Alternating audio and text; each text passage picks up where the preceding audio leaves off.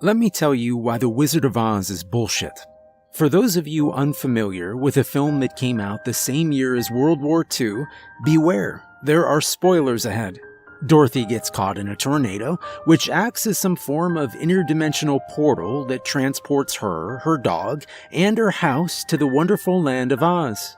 She and the house fall out of the sky and land directly on top of the Wicked Witch of the East. The rather understandably upset sister of the victim, the Wicked Witch of the West, shows up and demands her sister's shoes from Dorothy. But Glinda, the Good Witch, arrives on the scene as well as bestows ownership of the shoes onto our girl from Kansas as some kind of a trophy for her first kill. The Wicked Witch swears vengeance on Dorothy, who is then commanded by the Good Witch to embark on a fantastical adventure filmed in cutting-edge Technicolor, which she will make friends, brave dangers, and perhaps learn a thing or two. The villainess of the film is of course the Wicked Witch of the West. We know that she's going to raise all sorts of hell for Dorothy because she's green, wears black, and, very subtly, is named the Wicked Witch of the West. She makes multiple attempts on Dorothy and her stalwart companions' lives, but through courage, moxie, and sometimes just plain luck, Dorothy prevails, kills the witch, and is allowed to return home to Kansas. Great movie, bad guide on witches. The real things are nothing like that. They're not green, they don't ride on broomsticks, and they certainly can't be killed by a little water. Or falling houses, for that matter. No, of all the witches in that film, the one that is closest to the mark is Glinda, the Good Witch. You see, real witches are master manipulators. They wouldn't come to you with green skin and boils.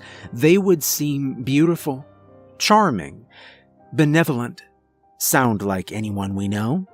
Let's look at what Glinda actually does for Dorothy of Kansas. She provides her with a pair of magic ruby slippers that were stolen from a corpse and then sets Dorothy off on foot, in heels no less, to visit a wizard that the Good Witch knows to be a charlatan. Along the way, Dorothy experiences horrors and hardships until she winds up killing the Wicked Witch, ridding Glinda of yet another rival. Only after her contract is completed, Glinda tells Dorothy that she could have gone home at any time and probably spared herself a lifetime of nightmares. Kind of an asshole, right?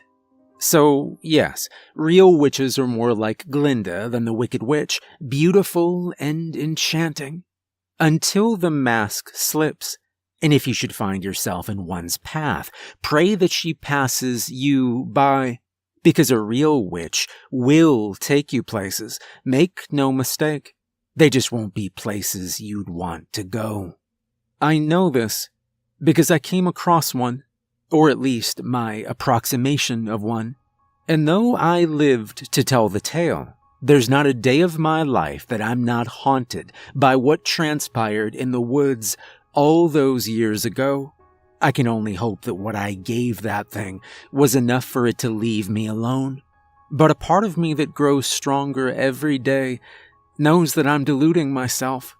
She has claimed me, and one day she will come to collect her due. Let me tell you about the Wicked Witch of Appalachia. I could bore you with my plans and failures, but let's just say I got the dog and my ex got everything else.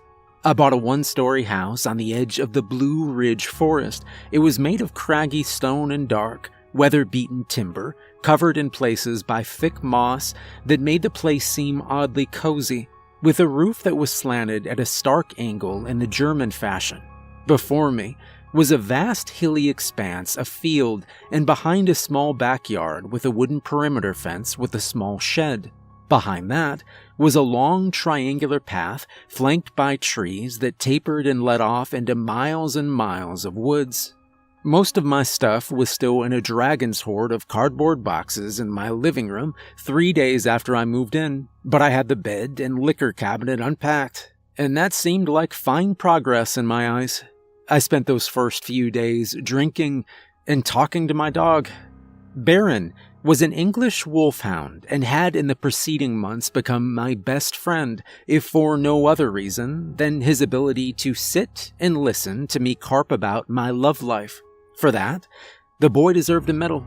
The move was good for both of us. It gave Baron the space he needed to stretch his long, loping legs, and me a badger's den to drink and lick my wounds. Most mornings would begin with me making some pitiful attempt at breakfast, while taking swigs of the bottle or whatever I'd finished the night before. I'd wallow around in my robe until I'd catch my reflection in something and see how haggard I was starting to look. I'd lost weight, needed a haircut, a shave, and hadn't been able to sleep through the night. The one productive thing I did each day was to go on a hike with the dog. At first, I thought, there were worse places to be for self-imposed exile. The woods were gorgeous, the colors just beginning to transition from the sun-beaten intensity of the summer to the burnt and dry of the fall.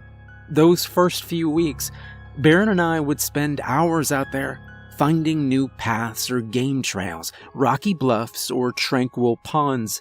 The forest was enormous, and I found that while I was out there, I felt at peace. That feeling would go away as soon as I returned, however. My nights were made of booze and old movies and television shows.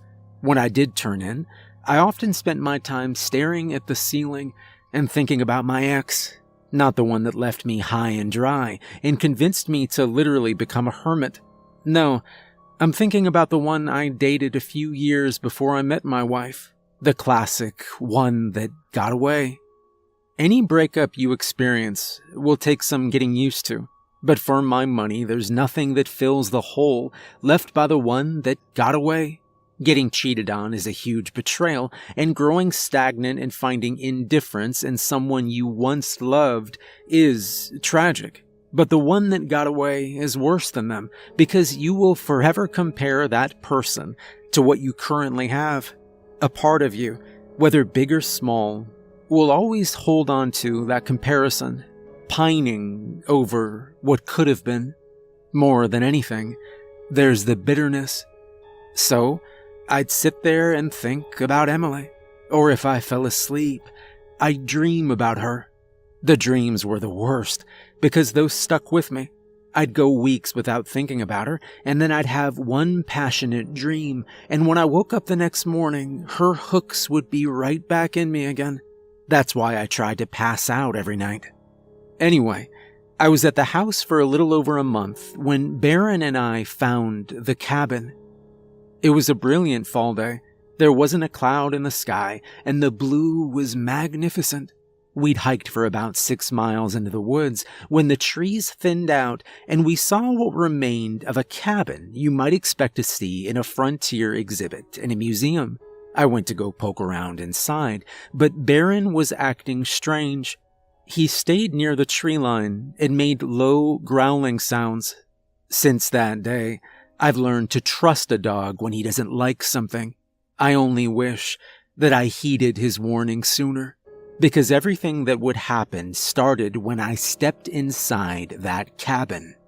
The roof was half caved in, and the floor was covered in old leaves. I kicked them aside to reveal a wooden floor that was almost completely rotted through.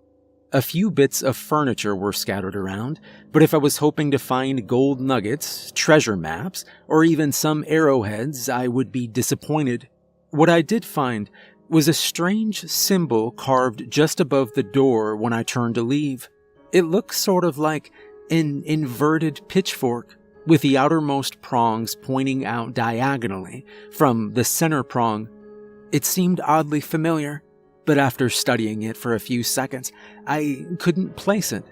Outside, Baron still sat where he was, only his hackles were up, and he was licking his fangs. At what?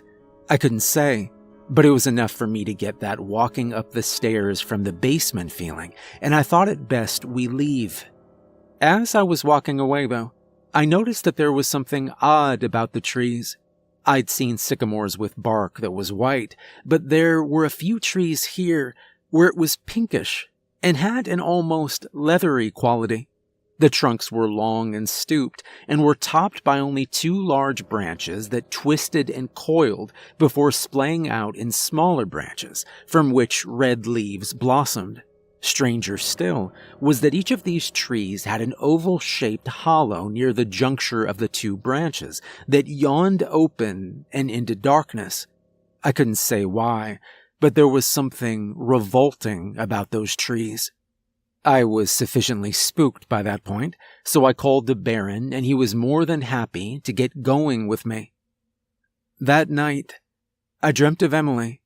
We were sitting by a river watching the deep, dark water speed by. She was mouthing some words at me, but I couldn't hear what she was saying over the roar of the current. Her eyes glittered mischievously, and a small, crooked smile appeared on her lips. I smiled back, and then a shadow fell over us, like a cloud moving in front of the sun. Her smile dropped slightly, and for just a moment, that look in her eyes became one of hunger. I woke up to the wind blowing with the intensity of a storm, howling from the trees and causing the house to creak and groan.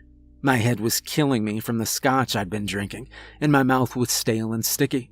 I was torn between taking steps to mitigate the hangover or roll over and pull the covers over me, thankful that I had 4 walls and a roof to protect me from the elements that battered the house. In the end, I pulled myself from the bed, my bones cracking like an old man's, and staggered through the late-night gloom, feeling for the kitchen. I filled a glass with water and downed it standing over the sink, and as I refilled it, I looked out the window into the backyard to assess the storm. It was dark back there, but I was able to make out a weeping willow, the wind causing its branches to flail and whip about. Beyond it, the taller trees of the woods stood like sentinels, swaying back and forth. Oddly enough, I noticed that the sky was clear, the full moon and stars shining down coldly. I brought the full glass of water back to bed with me. I didn't sleep. I just laid there, my mind once again returning to Emily as it always did, and listening to the moan of the wind. The next morning, I went off into town for supplies. It was a few miles, and I would often walk, but I was feeling uncharacteristically motivated and wanted to start some projects around the house, which meant I'd need the truck for lumber and what have you. As I was getting ringed up at the checkout line, I asked the hardware store clerk if the storm last night had damaged anyone's property. The guy gave me a look and said there hadn't been a storm, and in fact he and his brother had been outside for half the night, burning garbage in the fire pit. I didn't make much of it at the time, because frankly it was just idle curiosity that compelled me to ask in the first place. But on the way home, something bugged me in the back of my head that I couldn't quite place. At the house, I pulled a stack of 2x4s out of the back and stacked them against the fence in the backyard, then grabbed the 2 sawhorses from the shed. As I emerged, the explanation for that bizarre feeling dawned on me. The window over the sink looked out over the backyard, the fence that surrounded it, and the forest beyond. What it didn't look out on was a weeping willow. I set the sawhorses down and walked inside to recreate my vantage point from the night before. The memory was very clear in my mind, and I was able to point out the locations of everything I saw that night, now in the light of day. Everything except that tree. I did notice something odd, though, and I went in the backyard to investigate. At roughly the same location the willow from the night before would have been, the grass appeared blackened. It was as if something corrosive had been poured onto that section of yard that had part burned, part dissolved the grass, and smelled foul.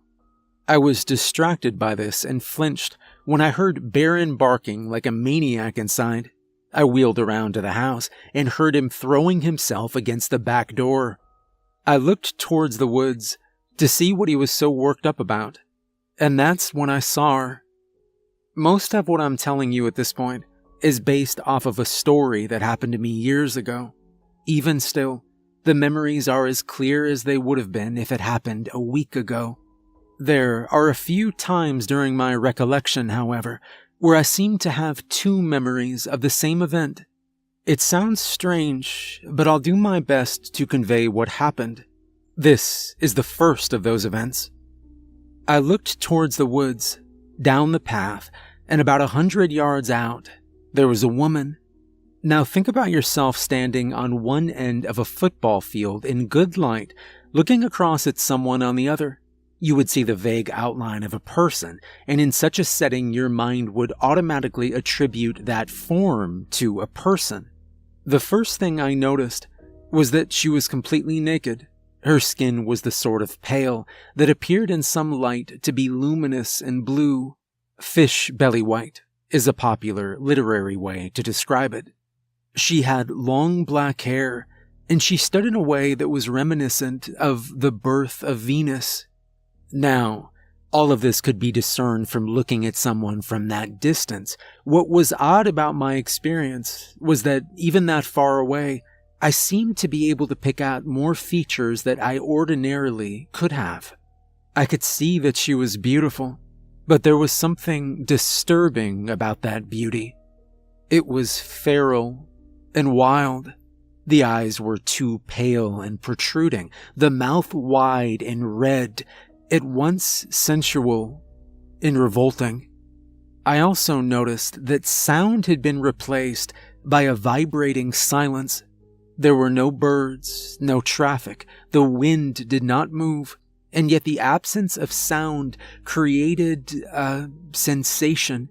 It felt like staring into the Grand Canyon for the first time, the awe at the scale of a thing. I cannot say why seeing this woman inspired such a feeling. I can only say that in those few seconds I stared at her, I knew I was witnessing something monumental. The woman turned her head to the left and pointed with a limp arm towards me, then disappeared into the trees. Sound once again filled the world. I stood rooted in place for a long time, then I went inside and made a phone call. I rented the house from a guy I found listed on Craigslist. I'd still kept my contact's name written down, and I asked him who the previous owner of the house was. I had to make a few more calls before I finally got the guy's name. He'd lived around there for some time before settling down in the house I currently occupied. He'd lived for the better part of a year before packing up and moving to California. It took a while to finally get a hold of him. I started by making small talk and commenting on the town, but found him to be furtive and abrupt. Finally, I decided to just cut to the chase and, framed with a laugh, asked him if he'd ever seen any naked women on the property. The line went dead for a few seconds before he told me that he didn't know what he saw at that damn house, and if he were me, he'd pack up his stuff and get out before something worse happened. I couldn't get more than 2 words at a time out of him after that, so I wished him well and hung up. Kind of strange how the human mind can rationalize things. You can see the craziest shit you've ever seen in your life, or be in a situation where you're sure you're gonna die, promising God you'll devote your life to him if you can just get out of the fix you're in. And then, suddenly, it's over. You'll be in church every day, thankful for every breath for about a week. Then it's back to not giving a shit anymore. And so it went with the lady in the woods. A week later, I'd chalked it up to just another fugue state that sometimes comes over those who are isolated and on their way to being a full-blown alcoholic. Barron didn't seem to forget, though. In the following weeks, he seemed to get more and more squirrely. He wouldn't even step into the woods with me anymore, so I would walk with him in the large open fields to the front of my house. Looking back, I can't help but think that saved me. Listen to your dogs, folks. Despite rationalizing the willow and the woman, I'd been plagued by nightmares almost every night since. They were almost always soundless, and more times than not involved Emily. What was stranger, though, was that they all seemed to take place around the house. I recognized a few patches of forest that Barron and I had hiked. I also had the distinct impression that every successive dream was taking us closer and closer to my backyard.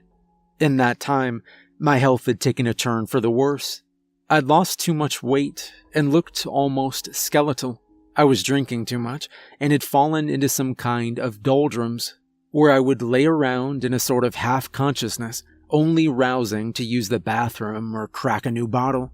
I capitalized on a rare spout of motivation and decided to get a sitter for Baron, hop in the car, and drive back for some civilization for the weekend. I went up to Columbus, Ohio, got a hotel, and set off on the strip surrounded by college students.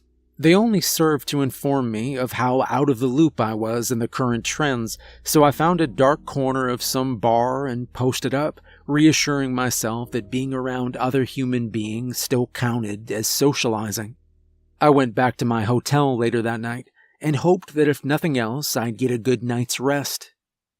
I dreamt I was walking arm in arm with Emily on a path flanked by trees. Strange constellations filled the sky and revolved like a time-lapse video. Once again, there was no sound. She opened and closed her mouth, her face close to mine, as if imparting a secret, and soon a light appeared before us at the end of a long path. She stopped next to me, and when I turned to face her, she was naked, her face hidden behind a wild thatch of hair. The sound of a waterfall seemed to generate in my head, growing louder and louder, until I was tempted to clap my hands over my ears. But Emily just looked at me and pointed towards the house with a limp hand. I turned and saw that the lights were coming from inside the house. My house. A surge of adrenaline hit me, and I knew that at any second I would snap awake covered in sweat like I had so many times before. But as the seconds passed, I began to realize that this was no dream. I walked towards the house, and soon I could hear Baron howling and slamming himself against the window of my bedroom. I stepped through the gate of the fence and saw that the back door of the house hung open. Inside the house was dark, and Baron was locked inside my bedroom. I let him out, and he stepped through the door, trembling with tail between his legs. I was still dazed from what I was experiencing. How could it be possible? Earlier that night, I was around 200 miles away from home, and yet here I was. The truck was nowhere in sight. Strange as it is to say now, but at the time, all I wanted to do was sleep. I was bone tired and felt as if I'd been drugged. I didn't even make it into my bed, and instead collapsed on my couch in the living room, surrounded by the boxes that I still had not bothered to unpack in the few months I'd lived in the house. That night, I had the last dream I'd ever have. It was a popular one with me. Emily and I had been on a date, and then we went back to my place.